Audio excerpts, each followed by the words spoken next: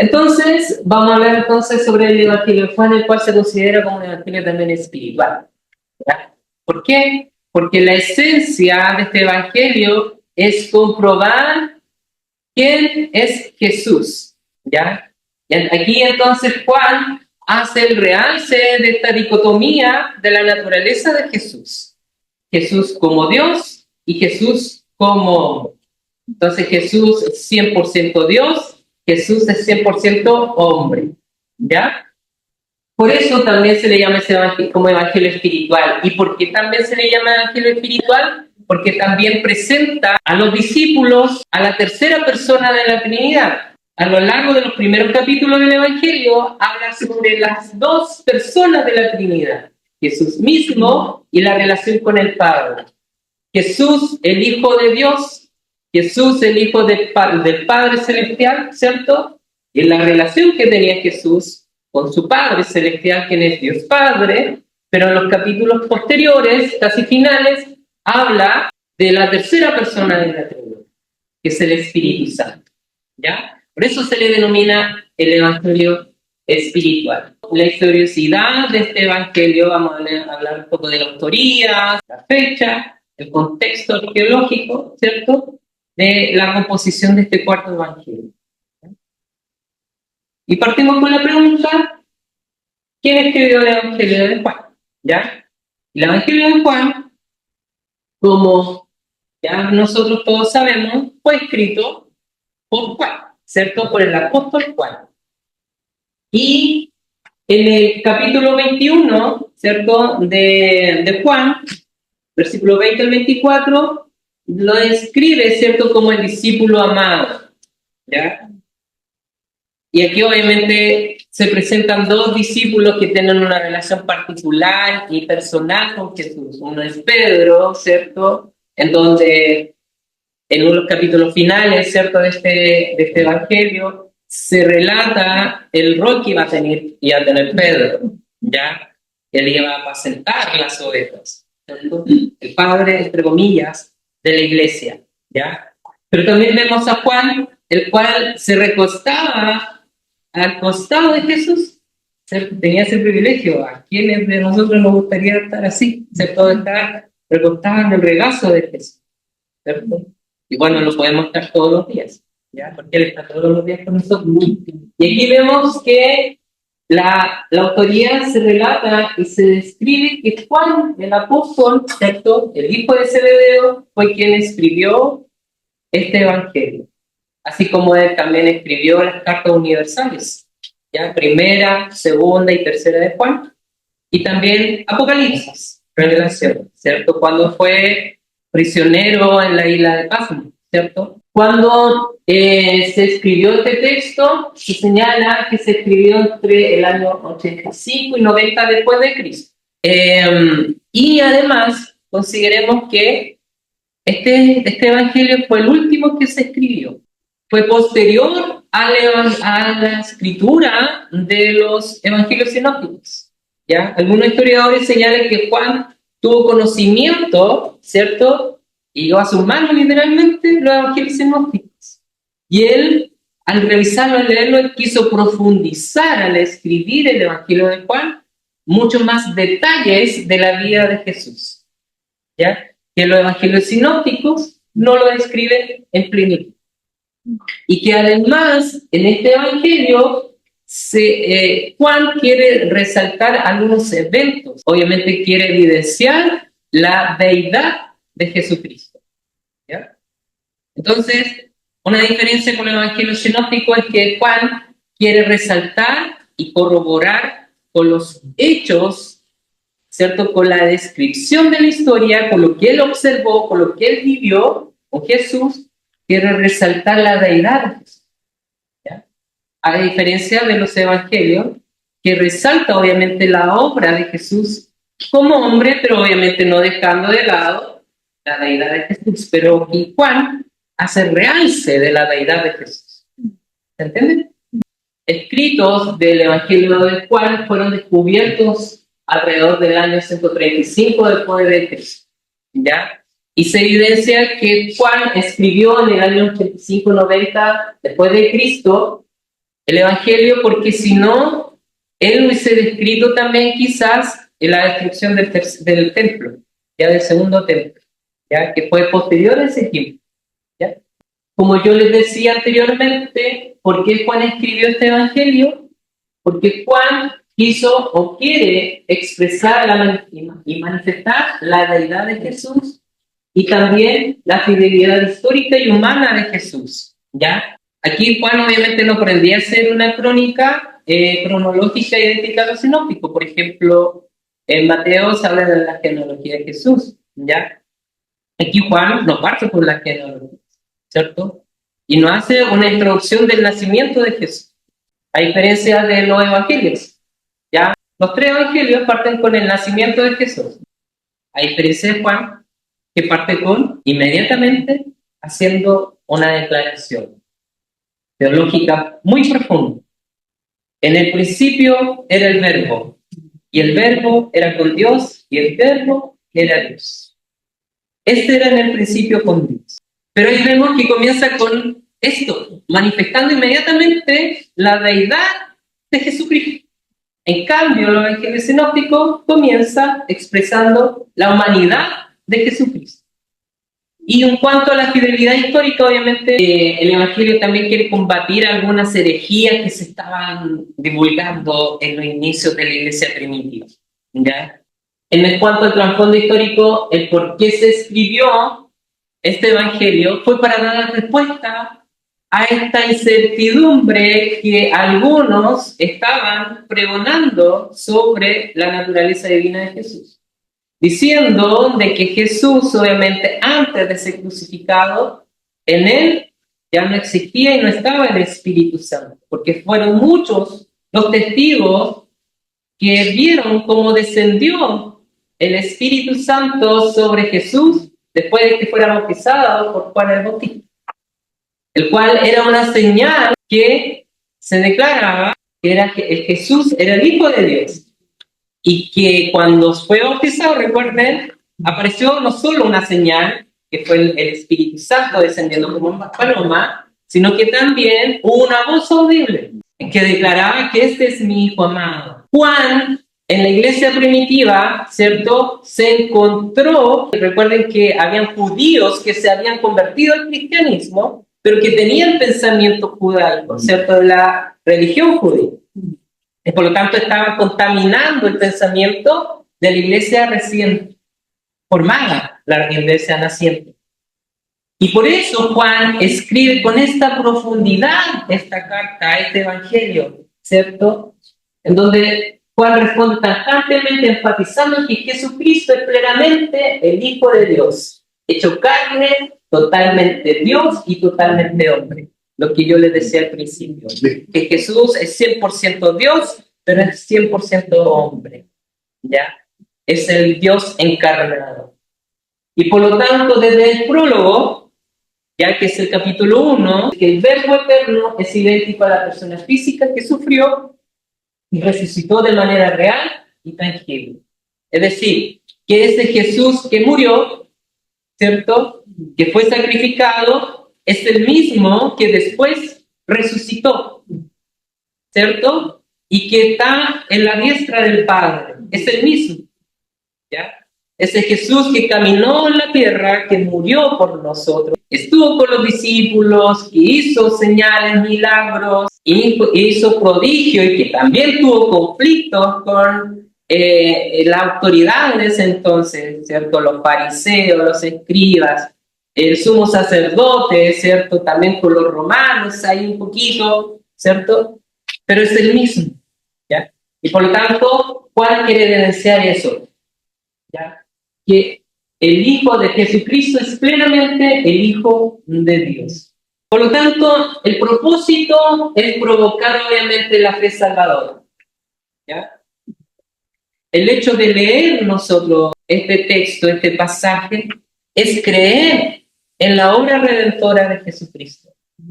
Es creer el propósito también de Jesucristo en este mundo llamado tierra, ¿cierto? Y eso lo vemos evidenciado en el famoso versículo evangelístico que usamos todos, que es Juan 3, 16.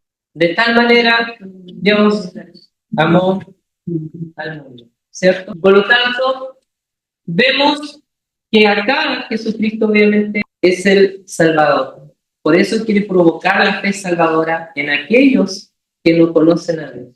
Pero también en Juan 20:31 señala lo siguiente: estas cosas se han escrito para que creáis que Jesús es el Cristo, el Hijo de Dios, y para que creyendo tengáis vida en su nombre.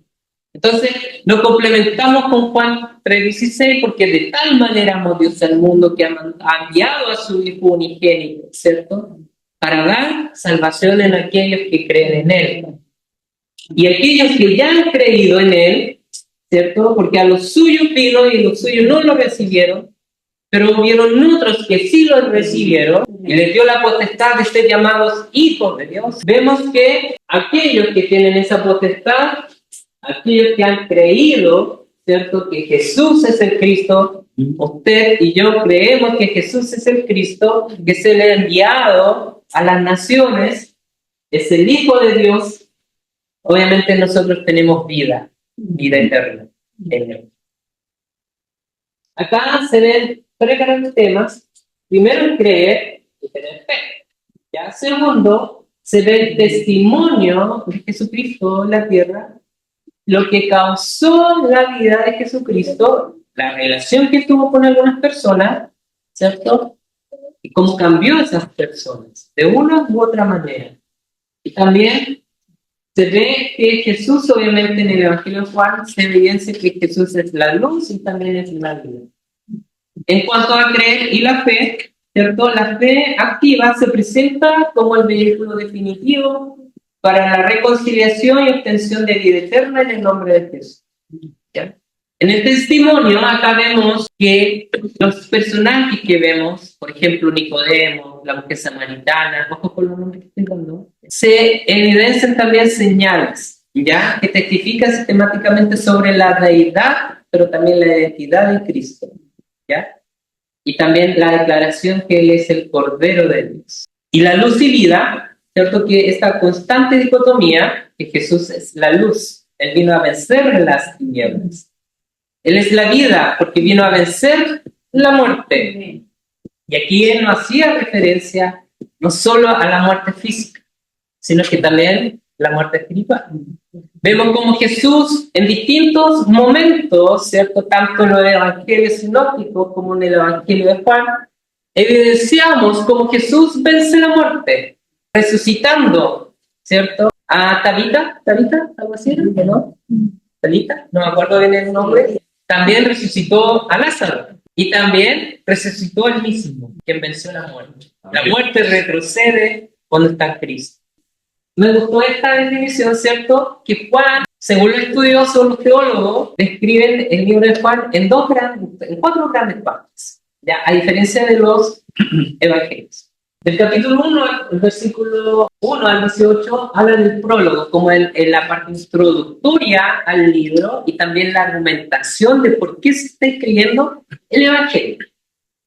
Recuerden que la argumentación de por qué se escribe el evangelio era porque había un pensamiento totalmente errado sobre la naturaleza divina de Jesús. Y por lo tanto, Juan hace una argumentación fuertemente filosófica, pero a la vez teológica, de quién era Jesús. Después del capítulo 1, del versículo 19 al capítulo 12, al versículo 50, habla sobre el libro, se puede definir o clasificar como el libro de los signos. Acá Juan no habla de milagros, no ocupa el término milagros, sino ocupa el término de signos o señales. Por ejemplo, la capacidad que tiene Jesucristo de controlar la naturaleza. Cuando los discípulos estaban cruzando el mar, se levantó una gran tormenta y Jesús estaba descansando. Y ahí se ve, en este plano, se ve tanto la naturaleza 100% hombre, naturaleza 100% divina de Jesús. Jesús estaba descansando después los trabajos que hicieron, ¿cierto? Estaba cansado, durmiendo, como hombre. Pero, tras la incredulidad y el temor de los discípulos, se levantó, despertó y con una sola acción controló la naturaleza. Del 13 al 20, el libro de la gloria, ¿cierto? O de la pasión de Jesucristo, ¿ya? Donde él anuncia su muerte, anuncia obviamente lo que iba a pasar, lo que iba a vivir, pero que también iba a resucitar, que iba a ascender al cielo. Y el epílogo, algunos dicen que es, el capítulo 21 se añadió mucho después de que fue escrito en totalidad, o fueron descubiertos en totalidad. Ahí se ve la manifestación y la presentación de Juan el Bautista, ¿cierto? Como este vino a preparar el camino. Y también vemos el primer milagro de Jesús, o el primer signo, primera señal. Y culmina con la última señal. En estos capítulos se describen 7 señales. Y la última corresponde a la resurrección de Lázaro. Y que eso trajo conflicto con las autoridades eclesiásticas o religiosas, mejor dicho, de ese entonces, que eran los fariseos, ¿cierto? Con el sacerdote también, y que fue causal también, o la gota que rebasó el vaso para ellos, para que condenaran a Jesús y luego viniera su aflicción. Y también revela quién es Jesús a través de los yo soy. Y ahí es donde se presenta en el Evangelio de Juan los 7 yo soy de Jesús. Entonces, la estructura del mensaje obviamente comienza con el capítulo 1, se refuerza con las 7 señales, ¿cierto? O los 7 signos, o también se queremos llamar los 7 milagros. Pero recuerden que Juan lo habla como señales. Juan, no sé, tenía como una fijación, no sé, con el número 7, pero que acá en el Evangelio de Juan se hablan de 7 discursos, 7 señales, de los 7 yo soy de Jesús. Aquí hay una confrontación, también se habla sobre la confrontación y los encuentros y los choques que tuvo Jesús contra la autoridad religiosa de ese entonces, ¿cierto? En donde incluso las trató de víboras, ¿cierto? O sepulcros blanqueados de hipócritas. Y la consumación, obviamente, el propósito principal de Jesús en la tierra. Recuerden que la salvación es por gracia, es un regalo de que Dios nos ha dado por misericordia. Hay algunas diferencias, voy a mencionar algunas. Por ejemplo, el tema central del Evangelio sinóptico es el reino de Dios y su llegada a la tierra a través de Jesucristo, ¿ya?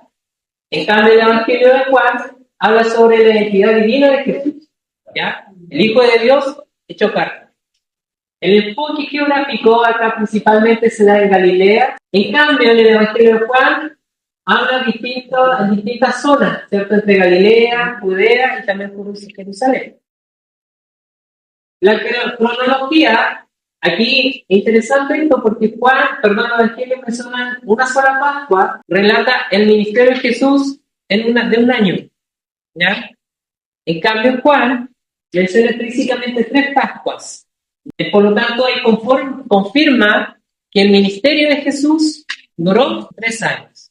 Aquí los evangelios hablan de las parábolas o las enseñanzas breves y concretas. En cambio, Juan habla sobre los discursos teológicos, ¿ya? Donde hace un análisis, un discurso mucho más profundo sobre el significado del rol de Jesús, ¿ya? Lo que ocurre con Nicodemo. En el evangelio no habla sobre lo que significa nacer de nuevo. En cambio, Juan explica eso. Le explica a Nicodemo de qué consiste nacer de nuevo. Nicodemo se cabeció siendo un erudito de la palabra, ¿cierto? Un maestro de la ley. Se cabeció cómo él iba a entrar de nuevo en el vientre de su mamá. Él lo tomaba literalmente. Pero Jesucristo hablaba de un nacimiento espiritual, ¿ya? Por eso era un discurso más teológico, mucho más profundo. Los milagros, ¿cierto? Acá en el Evangelio hablan de muchos milagros, incluso liberaciones de demonios, ¿cierto? En cambio, Juan habla solamente de 7 señales milagrosas, con el fin de mostrar el poder de Dios. Y otro que no menciona ningún exorcismo ahí, ninguna liberación de demonios, ni nada de eso. Declaraciones, por ejemplo, Jesús obviamente solía ocultar o pedir discreción de que él era el Mesías. En cambio, abiertamente en Juan, Jesús se expone y Juan relata y expone a Jesús a través de los yo soy. Como les dije delante, los evangelios comienzan con la genealogía o nacimiento de Jesús, en cambio, el evangelio de Juan con la preexistencia de Jesús. ¿Ya? El perfil del autor, Mateo, un recaudador o ex recaudador, Marcos, un discípulo, Lucas, un médico historiador. Y acá los evangelios tienen un enfoque histórico pastoral. En cambio, Juan era el discípulo amado, era un pescador, recuerden que era pescador también que Pedro, fue testigo ocular y él era un enfoque más místico, mucho más teológico, más espiritual. Recuerden que Juan es el evangelio espiritual. Y por último, recordemos que acá el evangelio de Juan nos muestra tres grandes cosas, tres grandes aspectos. Un evangelismo personal. Y de ahí donde se extraen también estrategias del evangelismo personal. Juan describe dos grandes acciones del evangelismo personal de Jesús. Cómo transmitir el mensaje. Cómo ese mensaje transforma la vida de las personas. A través del evangelio de Juan también se muestra cómo Jesús expresa a sus discípulos después que estos también se acongojaron, se entristecieron al saber que Jesús iba a morir en la cruz, ¿cierto? Iba a ser sacrificado y que no iba a estar más con ellos. Los discípulos se entristecieron, se acongojaron, incluso algunos se generaron desafíos. Y aquí ocurre algo paradójico. Pedro negó 3 veces a Jesús, pero también Jesús después le hizo 3 preguntas. Pedro, ¿tú me amas? Señor, no sabes que yo. Pedro, ¿tú me amas? Jesús, ¿cierto? Y después el último, ¿tú lo sabes? Señor. Y después Jesús le da el rol.